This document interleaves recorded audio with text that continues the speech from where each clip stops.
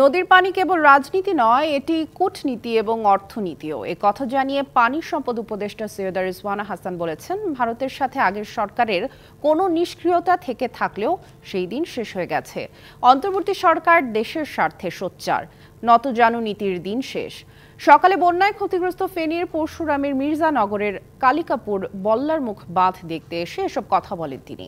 পানি সম্পদ উপদেষ্টা আরও বলেন, প্রতিবেশী দেশ বাঁধ কেটে দেওয়ায় বন্যায় চরমভাবে ক্ষতিগ্রস্ত হবার কথা জানিয়েছেন স্থানীয়রা।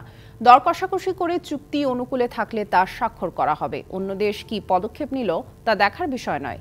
এ সময় তিস্তা চুক্তির খসড়া হয়ে যাওয়ার পরও ভারত স্বাক্ষর করেনি বলেও জানান তিনি। সময়টা শেষ হয়ে গেছে। সরকারি পর্যায়ে যদি কোনো নীরবতা থেকে থাকতো, যদি কোনো নিষ্ক্রিয়তা থেকে থাকতো, সেই দিনটা শেষ হয়ে গেছে। নদীর পানি কেবলমাত্র রাজনীতি না, এটা কূটনীতিও, এটা অর্থনীতিও।